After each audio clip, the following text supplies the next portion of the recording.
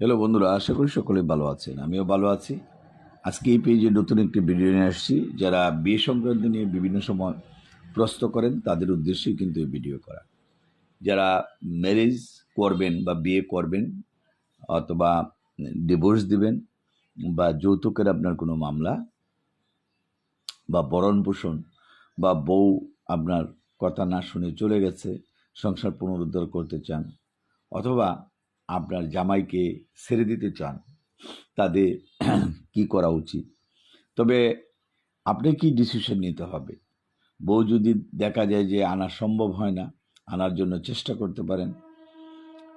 এবং বউ যদি ছাড়তে চান, কথাই না শুনে, তাহলে কিভাবে ছাড়লে আপনার জন্য বিপদ আপদ হবে না সেটার ব্যবস্থা করা যাবে। যাই হোক, আমি আর ভিডিও করার উদ্দেশ্য হচ্ছে যে হাতের কাছে একজন অ্যাডভোকেটের নাম্বার কিন্তু পাওয়া যায় না। যে এখনই পরামর্শ নিতে চাই, তাহলে আপনার কিভাবে নোটিশ পাঠাবো বা কিভাবে কি করব সেই ডিসিশনগুলোর জন্য আপনাকে কিন্তু একজন অ্যাডভোকেটের নাম্বার প্রয়োজন পড়ে। আমাদের যে নাম্বারটা দেওয়া থাকবে, যদি ব্যস্ত পান আপনি তাহলে হোয়াটসঅ্যাপ বা ইমোতে যোগাযোগ করবেন। আমাদের ফোন নম্বর 01711921416। এই নাম্বারে যোগাযোগ করবেন বা হোয়াটসঅ্যাপ বা ইমোতে যোগাযোগ করবেন।